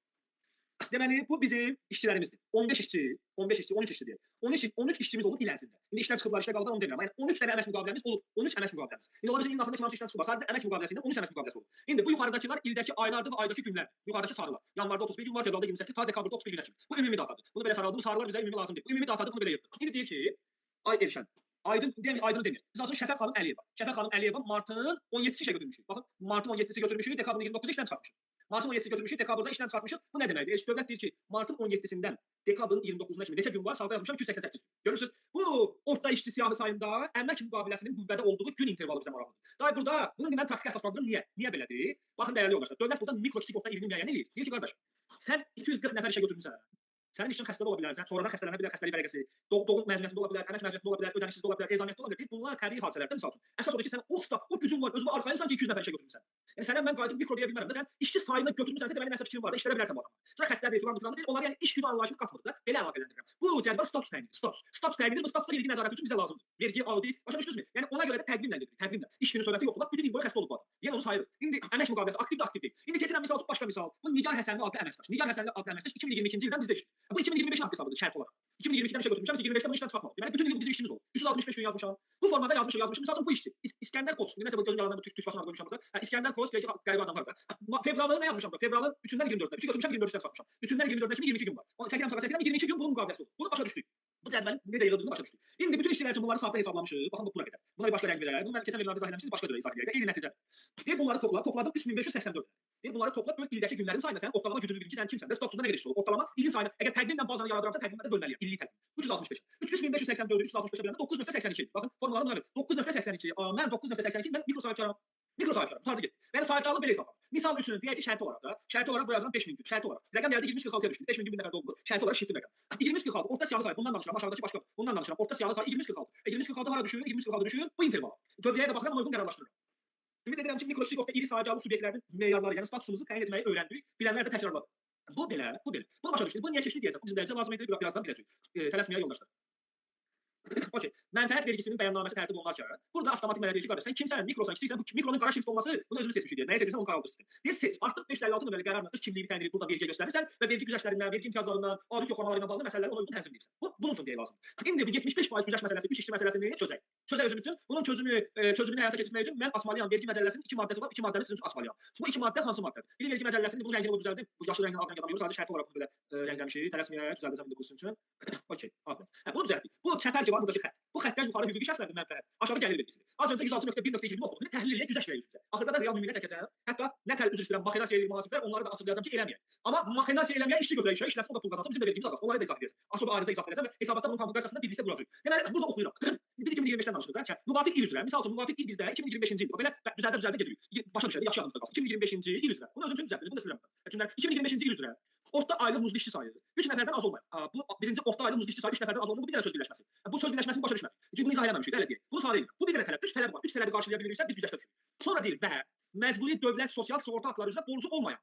Məcburi dövlət sosial sığorta haqqında Azərbaycan Respublikasının 250 nömrəli qanunu var. Onu asılı keçəcək növbət dərsində. Bu İTS demir, bu işsizlik demir, bu gəlir vergisi demir. Bu ancaq MDS ilə işi var. İşə götürən işçi bunların MDS-si. İndi bunu silirəm. Gözümüz yorulmasın deyə. Buna elə bir MDS söz yazdım ki, rahat oxuya bilək də. MDS üzrə. Belə MDS üzrə borcu olmayan. Buna da bir rəngləmə işi aparılır burada. Həmişə siz rəngləmə edəcəksiniz. Mən rəng edəcəm. Bu da mən rəng edəcəm. Bunu yaşıl rəng edək. Sonra deyir ki, mikro sahibkarlıq subyekti olan. Bir dənə şərt tapdı. Üstün deyir biz burada düzəltməliyik. Deməli, deyir ki, orta aylıq muzlu işçi sayı 3 nəfərdən az olmayan birinci şərt. İkinci yoxdur. Özümüz israr edirik. MDS borcu olmasın. Orta işçi sayı 3 nəfərdən çox olsun, mikro sahibkar olsun. Üçü varsa sənin güzəştin lazım. İndi biz burada MDS izah edək. Mikronu bildik. Mikronu bu Excel'dən, öz Excel'imizdən, öz çoxumuzdan hesablayarsınız. Bunu tapa bildik ki, bu belədir. MDS borcunu deyim, sonra keçək ən ağır məsələyə. Orta ən ağır məsələ asanlığı bu bir şey yox. MDS üzrə borcu olmayan. Biz bilirik ki, bilmiriksə yerli olsun bəzi yoldaşlar. Sosial sığorta haqqında Azərbaycan 250 nömrəli qanunu ki var. Hansı ki mühasibin bir növ əlinin içi kimi bilməli olduğu qanunlardan biridir. Bütün maddələrini asılı bir də 14-15-ci maddəsi. Bu 14-15-ci maddədə bunu keçəcəyik, bir göstərirəm sadəcə. 14-15-ci maddədə dəyərli yoldaşlar. Burada bizə izah edir ki, növbəti ayın 15-nə kimi zəhmət olmasa MDS-ləri ödə. Növbəti ayın 15-nə kimi ödəməlisən. Burada ümumi bunları izah edir. Bunu vaxtları tapmayaq, buna vaxtımız getməsin. Deməli, bu il amma vergi bu məsələni nə tər çözdü, nə tər bizə hörmət elədi, nə tər jest elədi, onu ayrıca deyəcəm. Deməli, yanvar ayının tutulması növbəti ay, fevralın 15-nə kimi dövlət büdcəsində ödənməli. Fevralın martın 15-nə. Martın 2 yəni çalışın yox qayda belədir. Hər ayın əmək haqqısından tutulmalar ki var. MDS, realitet işsizlik haqqında onlardan 15-nə kimi. Bir də gəlir vergisi 20-nə kimi. O da tənzimlənir.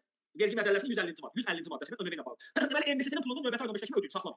Amma bu il biraz fərqli oldu, vergi biraz da jest elədi. Bunu da bildik, keçirik orta aylıq muzlu işçi sayını. Deməli, mən mikro sahibkaram, okey. Mən MDS-ni vaxtında ödəmişəm, okey. Bir dənə qaldı bu məsələ. Bu işçi sayı 3 nəfərdən az olmamaq nə demək? Deməli, biz bu terminə baxırıq. Bunu da həll elədik. Burada ola bilər 8 olsun, burada 24 olsun. Bunu buna baxmırıq. Bu orta muzlu işçi sayı mikro sigorta demək deyil ha. Mən bunu isbat edə bilərəm ki, bu 24 ola bilər, bu 8 ola bilər. İndi onu isbatlayacağıq. Onunla bunu qarışdırmırıq. Bunu aldanmayaq bu rəqəmlərə. Bu mikronu təyin elədi, bu da başqa bir məsələ güzəştə təyin edir. İndi gəlirəm bura. İcazənizlə davam edək. Deməli, bu cədvəli, bu hissəsini bağlayıram. Bunu izah elədik, yəni danışdıq, müzakirə elədik, bunun haqq hesabı bitdi. Bunun haqq hesabı bitdi, bu mənə lazım deyil. Bu gün məsələsi mənə lazım deyil, indi şərt olaraq hərəkət bu məsələ üçün lazım deyil. Mənə lazımdır bu insanlar, aylar lazımdır, bir də bunlar nə qədər işləyib olar. Bu aşağıdakı rəqəmlərdən hərəkət edəcək. Aşağıdakı rəqəmlərdə onsuz vermişəm. Bunu da bir dənə qara rəngə boyuram, aşağıdan bir dənə burada asılı qırmızı rəng veririk. Bu aşağıdakı. Bunlar nədir? Bu səhv edib bu alt olmalı. Bunlar nədir yoldaşlar? Bax deyir ki, dövlətimiz deyir, vergi bunu artıq yadda saxlayaq ki, dəyərli yoldaşlar. Bu vergi məcəlləsini açıram. Bunu vergi məcəlləsinin 106.1.2-ci maddəsində götürmüşəm abi. Əvvəl belə bir qanun qayda yox idi, bu yeni çıxıb. Əvvəl burada 75% başqa cür idi. Bu sorğu apar 75% güzəştdən yararlanan mikro sahibkar olur. İndi təzə termin kimi orta aylıq muzlu işçi sayı gəldi. Aydındır? İndi birinci say üçün biz ümumi sayı saxlamalıyıq. İşçi sayını soruşur. Deyir qardaş, yanvar ayıdır bu yanvar ayı. Yanvarda neçə işçi olub? Neçə işçi soruşmur ha? Neçə işçi olub?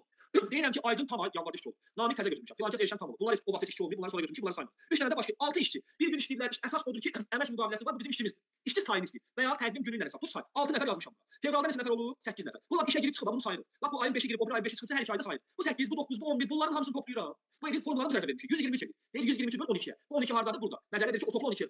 Tam sadə yazmayıb, bunun təhlili təsviri vergi orqanlarında belə verilir. Biz də bu formada tətbiq etmişik, bəhrəsini görmüşük. Sizə də bu formada izah. 12-yə bölməliyik. 123 12-yə böləndə 10.25 edir.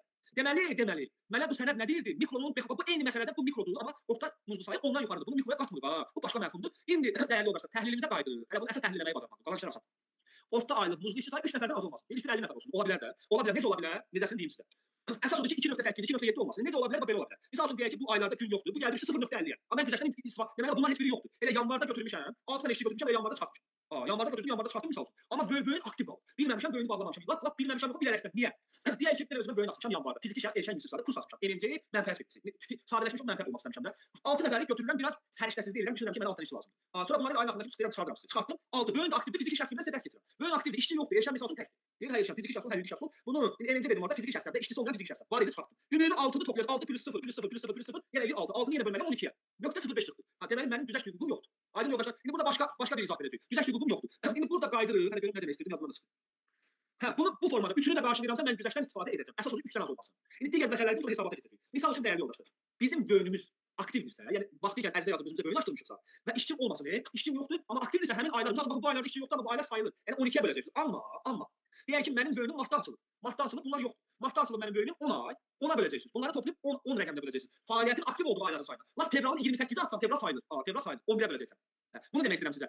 Amma misal üçün məndə sahibkar var, açıram. İlin əvvəli böyünü açdım, martda bağladım. 2 ay alver saxladım işi, sonra yenə açdım. Misal üçün deyək ki, böyünü açmışam yanvarda, fevralda işçiləri çıxartmışam, bağlamışam, mart, aprel, mayda fəaliyyət olmuyor. Sonra yenə iyunda açmışam, gəlmişəm dekabr ayında işləmişəm. Deməli 2 ay budur. 2 3 4 5 6, 9 ay, 2 və 7, 3 ay saymıram. Çünki böyün artıq fevralda bağlanmışdı. Martda boş keçib, aprel. Bunu 9-a böləcəm. Ümumi bu işçiləri 2 aydakı işçilərlə 7 ay toplayıb 9-a böləcəksiniz. Bu da rəqəm olmayacaq. Bunları bilək. Uyğunsuzluq məktubunu açıram sizin üçün. Uyğunsuzluq məktubunu açıb sizə göstərim, sonra görüm mən tapa bilirəm burada bunu. Onu tələsməyək, bircə saniyə. Bunu silmişəm. Ya yolsuzluq tələsməyək, onu axırda göstərəcəm. Əsas məsələ qabaqdadır. İndi dəyərli yoldaşlar, bunu praktik tərəfini hesabatda göstərim sizə. Sonra sözü verəcəm sizə, siz danışarsınız. İndi tələsməyək. Bu bəyannaməni açıram. Məsələni gəlir yaradaq. Məsələmiz budur. İllik gəlir 190 min və ya 190 min. İllik gəlirdən çıxılan xərc 140 min. Gəlirdən xərci çıxdım, vergi məcəlləsinin 104-cü maddəsinə əsasən mənfəətim olur 50 min. 190 min gəlirdən 140 min xərci vergi. Bu oldu vergi məcəlləsi ümumi maddə kimi qəbul oldu 108-ci maddə, bu oldu 104-cü maddə. Vergini də hesablayıram. Vergidə mənfəətin 20%, 50 min 20%, 10 min manat. İndi mən sonra görürəm ki, Elşən bu belə deyildi. Mənim 3 dənə işçim var, amma mikro. İndi burada 3 dənə şərt qoyuram özümə. Yuxarıda şərt qoyuram ki, birincisi, işçi sayım 3 nəfərdən çox olur. Bu bayaqki sonuncu düstur. MDSS borcum olmuyor. Plus da mikro olmuşam. Mən niyə güzəştdən yararlanmıram? Güzəştdən tətbiq edir. Deməli dövlət deyir ki, mənfəətə güzəşt verirəm. 50 minin vergisini səndən almayacaqdım 20%-dən. Burada bunu düzəldim, düzdür. 50 min olsun 20% bərabər 10. Deyir indi güzəşt verəndə 50 minin yox. 50 mindən 75% azalt qalan pulun vergisini verir. İndi güzəştli olsa necə olacaq? Vergi, güzəştli vergi. Güzəştli vergi belə olacaq. Artıq burada belə edirəm. 50 min çıxılsın 75%. 75% 37500 edir. Qalan pulun 20%-i vergi olacaq 2500 manat. 4 dəfə vergi azaldı. Bunu hesabatda necə yazırıq? Üzr istəyirəm. Hesabatı açıram. Baxın hesabat belə olacaq. Üzr istəyirəm. Şərti olaraq gəlirlərimi yazıram və məsələ yoxdur. 150-nin deyək ki, ümumi gəlir o. Şərti bu hesabda yazıram. Mənfəət bəyannaməsi gəlirlər hissəsi. 150 deyirəm, 190 min üzr istəyirəm. 190 min yazdım bura. Düşürəm aşağı. Azalmanı bu başqa söhbətdir. Bunu sildim. 190 min gəlir. Keçirəm xərclər hissəsinə. Şərti olaraq mal materiala 140 min xərc yazıram. 140 min yazmışam mal materiala. Keçə bilən ki, dərsdən qalıb bu rəqəmlər 140. Deməli mənfəətim. Deməli biz burada yerini yurdunu tapdıq. 190 min gəlir. 140 min xərc, 50 min mənfəət hardadır? Bu da hesablanma hissəsindədir. 50 min. Buna baxın. 50 min. Bu güzəşti buradan çıxardım. Çıxardım indi birlikdə yazacağıq.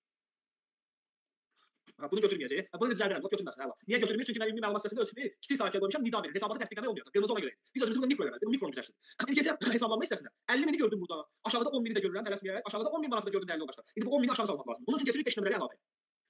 Azad olma və güzəştlərə. Burada mənfəət üzrə güzəşt var. Bu azad olma deyil. Azad olma gəlirsə gedir. Güzəşt mənfəət üzrə. Vergi məcəlləsində burada yazılır ki, mənfəətin 75%-ni azad, vergini qalan pul üçün ver. İndi gəlirəm buraya aşağıda tapıram. Üzr istəyirəm. Aşağıda tapıram.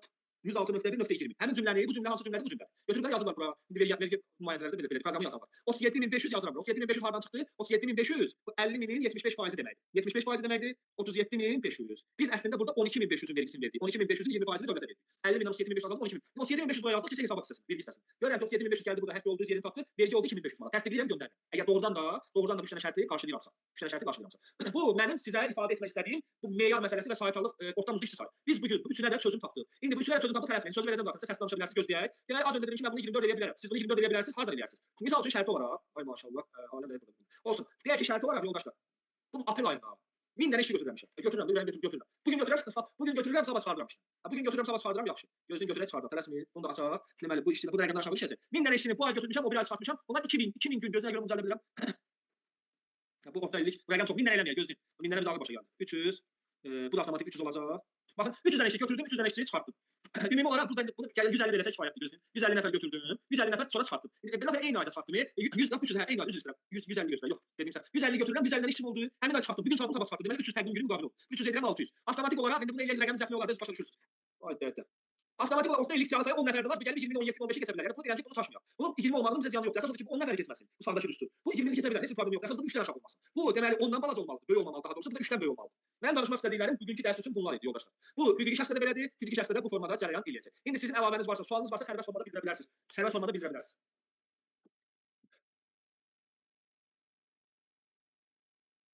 Axşamınız xeyir müəllim. Ziyadə narahat edir. Hər Sual vaxt. vermək istəyirəm. Hadi MDS üzrə borc olmaması barəsində bildirdiniz. Yəni dövrün sonunda şəxsi səfərgəsində borc olmuş üçün hesabat veririk. Hesabat veriləndə borc düşür, borc düşəndən sonra ödəniş edirik də. Siz elə edirsiniz. Yəni axırıncı ayın ödənişi həmişə borc olur da istər-istəməz yox. Yox. O problem yaratmır. Yox, istər-istəməz ödəyəcəm, hesabat verirsən. Dekabr ayının ödənişini yanvarın 15-nə qədər edirik, düzdürmü? Yanvarın deyək ki 8-i elədim, 15-i hesabat verirdim, misal üçün. Yəni yanaşma olaraq belə vergi dilimdə bu dəfə necə yanaşdı? Bizdə bir şirkət var idi, sosialda biz yanvarın 24-də ödədik. Misal üçün də təxmin elə bir şey, vergi qəbul elədi, mikro güzəştli götürdü. MDS ilə bu dəfə o qədər iş olmadı yəni. Amma çalışın bu il əməl edin. Çalışın bu il. Yəni qanunverici barəsində sual vermək istəyirəm. Ayın 15-nə qədərmi dövr nəzərə alır ya dekabrın 31-nə kimi mən həmin borcu verməliyəm?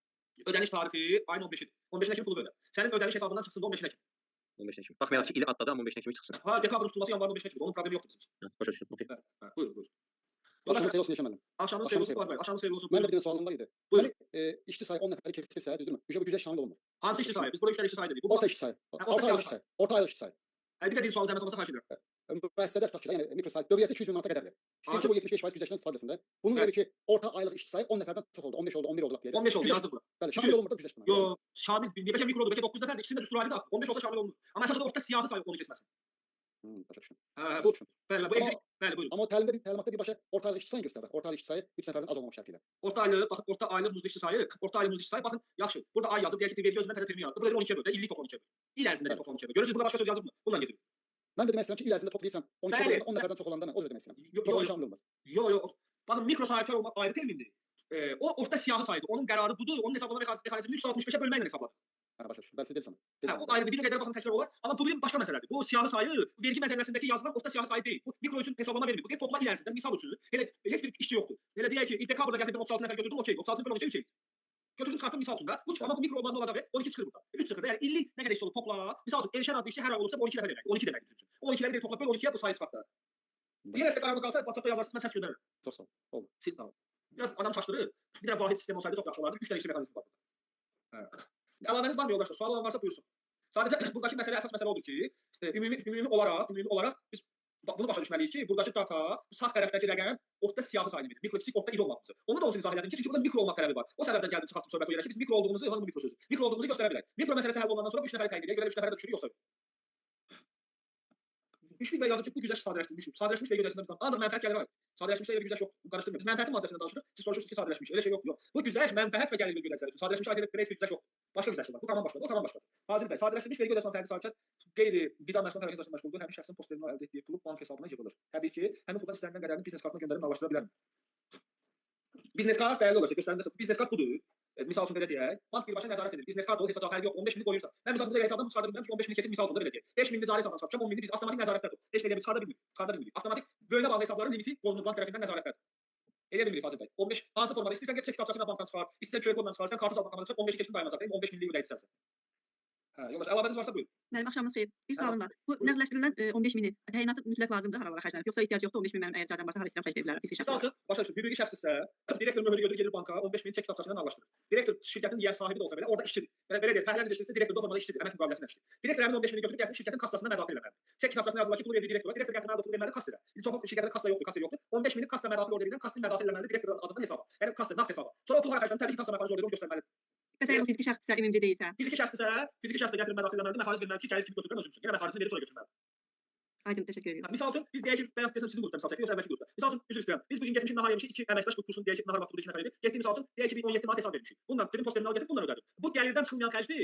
İndi o çeki alsaydım falan mən sonra oynamırdı ödədim. 17 manat gəlirdən çıxan xərcdir. Bunu gəlirdən çıxan xərc kimi, gəlirdən çıxmayan xərcdir, üzr istəyirəm. Onu verəcəm mənfəət bəyannaməsində nəzərdə o formada. Mən düzgün formada ödənişimi ödəmişəm. Gedib yemək yemişik, işçilərin nahar yeməyi edirəm. Aydın fikrim. Bunu mən belə pul xərcləyə bilərəm. Amma bundan gedim ailəmlə bu fiziki şəxs kartıdır, fiziki şəxsin kartıdır. Hüquqi şəxs olsa nahar yeməyi yeyə bilərlər. Amma bir çox aparılmalıdır. Çox pulun məxarici soxub bank çıxarışına əsasında yazılmalıdır. Kənd təsərrüfatı Nərmin xanım yazır. Deməli əgər Zoom kullanıcısı yazıb, tamam siz sağ olun. Yeni yaranmış şirkətdən necə bilərik? Biz nağd əmək haqqı ödəyə bilərik ya yox. Yeni yaranmış şirkətin dövriyyəsi 200 min keçmirsə, pərakəndə xidmət və iaşəçisə verin nağd maaşı verin də. O formada biləcəksiniz. Nərmin xanım, əgər bank çıxarışında post terminaldan gələn pulun məbləği kassa zədində göstərən məxsus əməliyyatların çoxdursa, deməli malı kassaya vurmamış terminala. Bəli, o deməkdir. Ya o deməkdir, ya texniki xəta o deməkdir. Elvin Həsir. Kənd təsərrüfatı mallarının alış haqqı ilə alışı zamanı 5% ödəmə ilə bağlı sual soruşacaq. Ümumi gəlir vergisindən əlavə olaraq yaranır, ya gəlir vergisindən azad olmaq.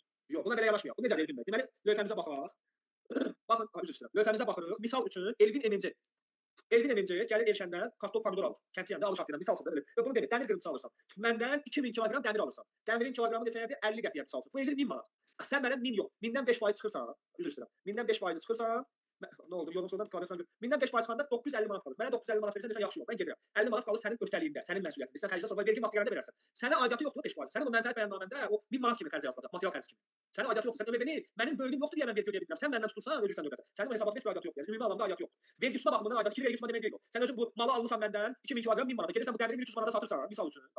Bunun mayası 1000 manatdır, 300 manatın vergisini ver. 5% sənin mənə aidiyyatı yoxdur. 20%-dən 60 manat vergi ver, məsələ bundan da bağlansın. Misal üçün qısaca belə deyirəm. Ümid edirəm ki, cavab izah edici oldu. Olmazsa zəhmət olmasa şəxsən yazarsın, açıqlayacağam.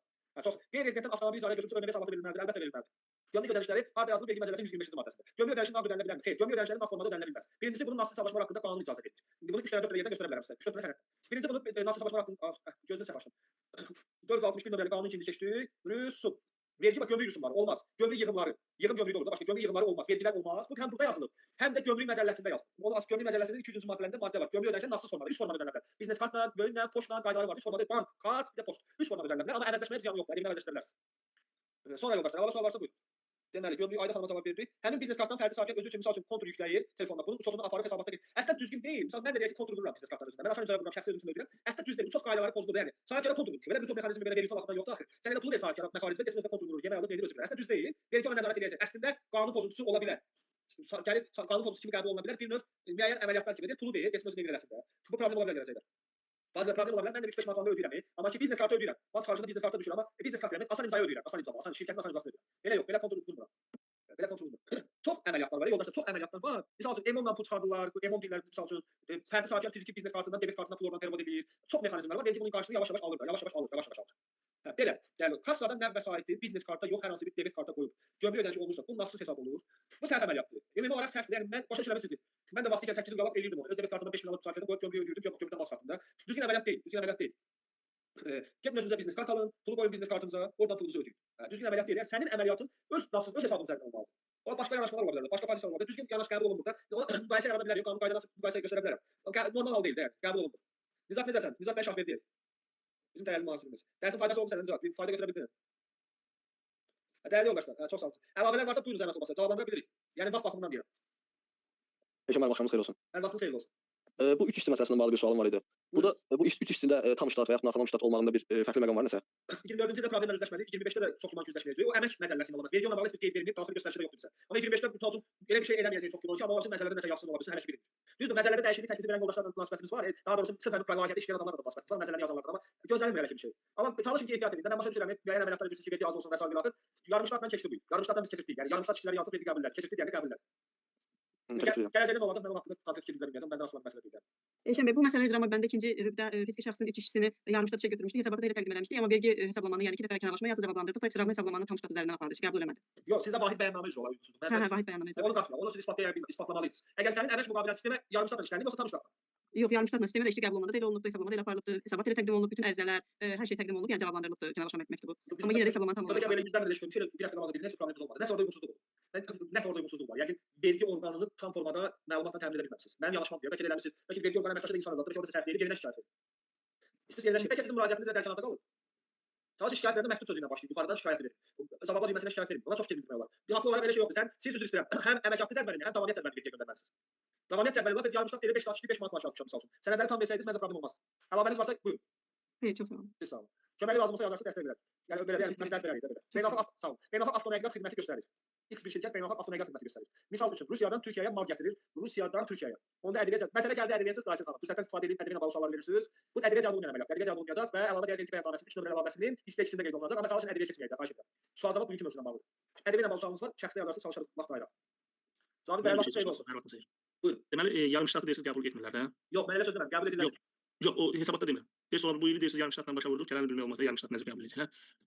Problem olmayacaq. Əgər vergi onu qəbul etmirsə, onda biz ştat yaradarkən niyə orada 2-də 1, 4-də 1 ştatlar çıxır? Birincisi, tam razıyam, 4-də 1, 2-də 1. Nə verəsinlər də oğlum, əmək müfəttişliyindən də tez-tez məktublar gəlir onunla bağlı. Mən sizin təklifinizi imkan daxilində işıqlandıracağam. Sadəcə məsələ nədir? O kadr məsələsidir, bu vergi məsələsi. Onun vergini günahlandırmır, xahiş edirəm. Vergini nəsə Günahlandırmır. Mən sadəcə demək istəyirəm ki, onu qəbul etmirlərsə, Yox, nəyə görə qəbul dışarı edirlər, qəbul edirlər. Yox, yox. Tanımı misalını deyirsiniz, yoxsa yox, xanımın misalını demirəm. Xanımın misalında orada səhvlik olub ki, onu qəbul etmirlər. Biz də hesabatda göstəririk. Bəli, bəli. Orada ola bilər ki, bir ayın 5 gününü göstərir ki, 5 gün işləyib. Əmək haqqısı da 5 günə görə hesablamışam, onu qəbul edirlər. bəli, bəli. Sadəcə yarım ştata məsələn vergidən də çox məktublar gəlir ki, olmaz, yarım ştat götürməyin, tam ştat götürün. Yox, o məktub. İndi ola bilsin ki, vergi onun gəlin belə deyək. Xəbərdarlıq, informasiya məktublar gəlir axı. O sənə tövsiyə, misal üçün bizə məktub gəlir, yanındakı masum oxuyur, mən oxuyur, asker başladı nəfər başlayıb. Cümlənin içində yazır ki, mən sizə bunu tövsiyə edirəm ki, belədirsə bunu düzəlt. Yadınızda bir il qabaq bütün vergi ödəyicilərinə məktub gəldi ki, sərbəst mühasibənin müqavilə bağlı. Xatırlayırsınız yəqin ki. Bəli. O xəbərdarlıqdır. Məktubun sözlərini diqqətlə oxuyub nəticələndirmək lazımdır. O yarımçıq iş işlədə bilməsən deyə bir şey yoxdur. Mən misal üçün mən xadimə işlədirəm, bu 3 saatdan çox nə işləsin, nə ist patoloqu təmizləyib, yeri təmizləyib, misal üçün qabı çıxır gedir misal. 4 saat bəsirdir. Onu qadağan eləmir. Əmək məsələsi ilə tənzimlənir. Vergi düzdür, vergi səlahiyyətləri ilə bəzi məsələlər. Elektron portal olduğu üçün. O nəsə ona şikayətçi olmayaq, ştat məsələsi bizim xeyrimizədir. Sadəcə vergi Yox, şikayətçi olur. Əslində əlbəttə ki, xeyrimizə 4-dən də götürə bilərik. Götürmüşük cəza. Bəli, bəli, bəli. Çox təşəkkür edirəm sualınız üçün. Ayşə xanımın sualına cavab verdi. Əlavə yoldaşlardan sual olan varsa buyura bilər. Fazil bəy Qurbanov yazıb. Təsisçinin hüquqi şəxsin hesabına borc müqaviləsi ilə qoyduğu pulu 3-5 ay sonra yenidən təsisçiyə qaytarmaq üçün münaqişələrində onun üçün ÖV hesablanmalıdır. Xeyr, faizlə verilirsə faizə hesablanacaq. Bir də fiziki şəxsə pulu nağd formada qaytara bilərsiniz. Amma şirkətin təsisçisi başqa bir hüquqi şəxssə, təsisçi borcunu nağd formada qaytarmağa icazə yoxdur. 3.4-cü maddədə yazılıb. Faizsiz verilirsə ÖMV tutulur. ÖMV fiziki şəxslərdə faiz yalnız tənzimlənən vergi məcəlləsinin 123-cü maddəsi ilə orada belədir. Pulun faizi varsa vergi tutulur. Amma mən sizə başqa məsələ deyim. Praktikada səyyar vergi formasında yanaşma fərqi ola bilər. Necə olur? Sən bu 1 milyon pul vermisən, sən burada bir marağın yoxdur, başqa təsisçi verəkdir. Faiz yanaşmasına bağlı iş açıla bilər. Müəyyən hesablamalar gedə bilər, amma çalışın faizlə vermək bir başqa əməliyyatdır. Mülki məcəlləsi var bunun, əsas mülki məcəllə ilə tənzimlənir. Faiz yoxsa narahat olmayın. Amma böyük rəqəmlərsə narahat ola bilərsiniz. Çalışın hüquqşünasla məsləhətləşin. Bu mənim sizin işiniz deyil. ÖMV-ni bilmək istəyirsiniz. Faizi varsa ÖMV tutulacaq. Bu bizim cavab verə biləcəyimiz məsələdir. Amma faiz tutulmalıdır, tutulmamalıdır. Təsisçinin pulunun faizi olmalıdır, onu hüquqşünasdan soruşun. Zəhmət olmasa. Elə bəli, məcəllə ilə tənzimlənir, 123-cü maddə. 122 dividend, 123 faiz, 124 icarə, 125 qeyri-rezident, bu ÖMV ilə bağlı birbaşa da bağlıdır 150-ci maddə. Əlavəniz varsa yoldaşlar, buyurun zəhmət olmasa. Bizim bu növbəti layihəmizdə də əgər vergi məcəlləsinin 100 maddəsini praktik və mükəmməl formada özünüz üçün öyrənmək və yaxud təkrarlamaq istəyirsinizsə, bu layihəni qaçırmayın. Növbəti layihə 1 həftə 10 gün qeydiyyatı olacaq. 30-40 manat da xidmət haqqı yazılıb. 3 ay təxminən davam edəcək. O 3 ay davam edəcək. Bu layihəmiz dekabrın 6-sı bitir. Yazılacaq. Burada da yazılacaq. Mesajlara baxın bir. Layihə mesajlarına mən özüm baxıram. Yüzlərlə mesaj qalıb, sabah veriləcək. Sadəcə vergi məcəlləsinin 100 ən aktual maddəsi bir üst hesabatları basacaq. Hansı 100 maddə? Onu buraxın mənim ixtiyarımda zəhmət olmasa. Buraxın bölüşəcəm hansı 100 maddə. Onu da yazsam, onu da yazsam. Aləm ona belə hər bir sual verəcək, tələsməyin. Mən sizə güvənin 100 maddə, yəni mənasız 100 maddə, mənasız zaten maddə yoxdur. 100 maddənin zəncirini yaradacaq ki, əsas hissəsində xüsusi hissədən olacaq. Bu ədəbiyyatdan, mənfəətdən, ümumi hissədən sərəncam məsələsi olacaq, 65-ci maddə olacaq, səyyar olacaq, kamera olacaq, nə bilim filan. Hesab edin ki, mən sizə mənim yanaşmamdır. Mən bu sözümə görə məsuliyyət daşımıram, sadəcə ehtimal verirəm ki, bəlkə də 80% bölgələşmə mühasibə vergi məcəlləsi 100 maddəsini bilmir. Yəni biz o 20%-dən olar. Yəni deyək ki, bax o 20%-dən bu reallıq deyil. Bax belə misal üçün deyək ki, misal üçün izah edirəm. İzah edəcəm mən 100 maddəni bilirəm, mən vergi sotu aparıram, mən mühasibə sotu aparıram. Misal üçün da izah edirəm sözünü təsdiqləyər. Bəlkə də oxuyur özü, bəlkə də bilir. Hansımız 100 maddənin praktikada tətbiq edilir. Amma doğrudan biz bu işi görürük ya. Biz o işi görürük, maddədən xəbərimiz yoxdur. Sonradan misal üçün yazırsınız ki, bu necə edim? 100 dənə maddəni keçəcək, heç sual qalmayacaq. Misal üçün deyirəm də. Əli vəli heç kimə zəng edib misal üçün sual verməyəcək. Yazın, xoş gəldiniz, soruşun. Amma bu 100 maddəni bilsəz, böyük bir sıçrayış olacaq karyeramızda. Böyük bir sıçrayış olacaq. Yəni maddələrlə işləmək, PMS formatında keçməyəcəm sizə. PMS keçmir, PMS keçmir, PMS deyil. Bu sırf praktikayla bağlı maddələr. Və lazım olanlar, belə həm dərs olsun dedinizsə bu dərsləri keçiririk. 4 həftədir lazımsız bir şey keçmişik sizə. Əgər iddianız varsa şifahi formada və yazılı formada yazın ki, mənə bunu keçdik lazım deyildi. Mən əsaslandırdım ki, nəyə görəsə lazım olacaq da. O 100 maddəni də o formada əsaslandıracağam, o daha geniş izah olacaq, o xüsusi prezentasiyalar olacaq. İnşallah. Sağlıq olsun. Ayın 7-si, dekabrın 7-si bir aydan sonra bu layihə bitir, bir həftə fasilə ikinci layihəyə başlayırıq. 10 günə, 15 günə qeydiyyatı tamamlamağı düşünürük. Mühasib olmayanlar da hətta qoşula bilər, mühasib olmaq istəyənlər də qoşula bilər. Elə bir formatda keçiriləcək ki, hamı faydalasın. 100 maddə və 100 maddənin müəyyən hissədə hesabatlarda gedir. Ola bilsin sürpriz xəbərlər də olsun. Bəlkə ola bilsin dedim ki, əgər hesabatını keçdim ola bilmir yəni. Amma 100 maddənin sözünü veririk, hesabat tərəfindən ayrı hesab çıxarı veririk. Görə vaxtını hesab verə biləcək. Bu formada. Çalışın dəyərləndirin. Yəni 30-40 manatda bu xərclərimizi qarşılamaq üçün sizdən bir dəstəkdir də. Bu əslində gəlir yoxdur da. Yəni bunu mən təmin edirəm. Bizə bir sertifikat tədbir keçiriləcək 15-20 manat xərclənəcək yəni. Bunları nəzərə alaq. Yəni gəlir lap olsun biraz deyək ki, bizim cibimizdə 3-5 manat alacaq. Misal üçün bir işçilərin maaşı alacaq. Mən də 1000 manat aylıq özümə maaş kimi götürəcəm. Bu olacaq. Yəni orada bir külli bir qazanc yoxdur. 300-400 nəfərdən çox adamı götürmək istəmirik bu layihəyə. 300-400 nəfər 30-40 manatdan ödəniş alınacaq. Bir 10 min 15 min xərcləri qarşılayacaq. Onu hesablamışam. Bütün ödənişləri dərslərimdə saxlayacağam ki, ancaq layihəni keçək. Belə yoldaşlar, çalışın dəyərləndirin. MC'si olanlar da dəyərləndirsin. Yəni bu reklam eləyirəm. Niyə reklam edirəm bunu? Faydalı olduğu üçün reklam edirəm. Qazanc gütdüyüm üçün reklam eləmirəm. Bax belə deyək 40 manat qazancı var. 40 manat üçün bir şey deyil. O dərsin 500 manat qiyməti var olmaz. Misal üçün mən sizə şərti olaraq bir maddəni açıram. Açacağam vergi məcəlləsini üzr istəyirəm. 65.1. Gözün iki dənə misal çəkim sizə. Bəli. 65-ci maddə. Sərəncamlar bank tərəfindən necə qoyulur və mühasib bunu necə nəzərdə tutulmalıdır? Bir də görürsüz ki, 3 dənə hesabdan pul tutuldu. Sərəncamı bank necə alınmalı, qoymalıdır, necə dondurulmalıdır? Hamısı misal üçün məhkəmə işləri hamısı burada izah olunacaq. Sərəncam bütün günümüzdə var da belə deyək. 65-ci maddə. 65-i izah eləyəcəm, misal üçün 65-i izah eləyəcəm. Amma 60-ı izah eləməyəcəm. Mənə maraqlı deyil ki, bu bank mühasibələrinə lazımdır. Biz elə izah edəcəyik bütün hamıya. Banka qoyulan sərəncam ki, sanksiyalardır bu. 58-ci maddəni izah edəcəm. 58 vergi ödəyicilərinin cərimələnməsidir. Bunları mütləq bilməliyik. Amma 60 bankda ona siz yormayacaq. Aranızda 2-3 nəfər bank mühasibi var. 3 nəfərə görə hamını iş elə məsələyə hörmətimiz sonsuz. Amma lazım olanlar daha çox lazım olanlar keçəcəm. Biz 37-ci maddəni 37-ci maddəni xüsusən keçəcəm. Kameral biz bu kameral uyğunsuzluq məktublarını keçəcəyik bu birinci layihədə. Amma 37-ci maddədə mən o layihə var. Bunun bilirsiniz nə qədər önəmi var? Biz mühasib ki, bu əlavə işlər götürürük, hesabatı bu maddəni işləyirik. Bu maddəni bilməyən o işin aşağısını götürə bilməz. Aydındır, çox önəmli nüanslara. Bizim belə deyək, bir dənə məsələ deyim, siz də çox yordunuz, kişi də zaten çoxdur. Yekunlaşdırıram bunlarda. Bu layihəni təzə keçəndə bir 5 nəfər 10 nəfər yazmışdı ki, hamının hörmətli sonsuzdur. Yazılar yaxşı şeydir. Demək 30 manatlıq dərs var ki, biz tanımlar ha. 30 manatlıq dərs olacaq ki, sən burada bizdən 30 manat alırsan. Məqsədimiz nədir? Hətta bu iddiayla yazılmışdı. Siz də bu dərs 30 manatlıq dərsdir. Bu məsələ qiymətləndirmə deyir. Sonra siz qiymətləndirmə şirkətisiniz. Bu işə qiymət qoyursunuz. Pulla ölçülmür ha məsələ. 30 manatlıq dərs deyil, düzdür. Elə bəlkə bu bir dənə bu dərsin qiyməti 30 manatdır. Sonra 30 manat pulla ölçmürlər. Pul mənə orada maraqlı olsaydı mən pulu dərslə keçərdim. Bu pul maraqlı, pula ehtiyacımız var. O demək deyil zamanlar hər şey pulla keçməliyik. Bu sosial layihədir. Bunu hesablamışıq, oturmuşuq, kifayət verək. Düzdür dəyərli yoldaşlar. Gedib 800-900 manat kurslara veririk, yaxşıları da var, haqqını verənlər də var. Bəlkə də bunun qiyməti var. Bu məsələni bu rəqəmdə 60 şirkətləri göstərirəm. Biz gələcəkdə bu layihəni o 40 manatdan sonra keçmək xərcləri hesabladıq, biz bu layihədə cibimizdə əlavə xərc yaradıq. Ona görə belə hesabladıq ki, bir dənə tədbir bir işləri keçirmək, uzun uzat hamısı pulla, hamısı pul çıxır. 5 nəfər oturur, hamısına pul verirəm. Bu layihədə var, inşallah başqa işləri vaxtında görürlər, xidmət haqqlarını alırlar. Ona görə 40 limiti qoyduq, 40 manat. 40 manat bizə kifayətdir. Mən xərclərimi qarşılaya bilərəm layihə üçün. Çalışın, qoşulun dəyərli yoldaşlar. Çox sağ olun, çox sağ olun. Qazanır ödəniş dərslərdən bir bəyannamə ödəniş dərsi başladı, bir 20 nəfər qoşulub, oradan qazanır, dolanır. Bu da ödənişsiz layihədir belə deyək. Çox sağ olun. Ümumi təsvir verməyə çalışdım. İşi belə şişirmək üçün demirəm. Lap olsun 100 manatlıq dərs. Əsas odur ki, bizə fayda verir. Lap olsun 10 manatlıq dərs. Çox sağ olun. Sizi çox yordum, çox üzr istəyirəm. Yəni yorduğumu ehtimal edirəm ki, çox danışdım. Üzr istəyirəm buna görə. Bitirək dərsimizi dəyərli yoldaşlar. Gələn həftə möhtəşəm bir mövzudan qarşınızda olacağam. Ən ağır, ən möhtəşəm mövzumuz layihənin son həftəsi olacaq. Mənfəət vergisinin ən ağır unsuru məktubu. Görüşərik, sağ olun. Təşəkkür edirəm. Suallarınızı kəsməyə yazarsınız. Sinifin yarısındakı bir güclə oxuyanda sizin də. Çox sağ olun, Cavit bəy. Çox sağ olun. Təşəkkür edirəm. Çox sağ olun. Hamınıza təşəkkür edirəm. Hələlik çox sağ olun.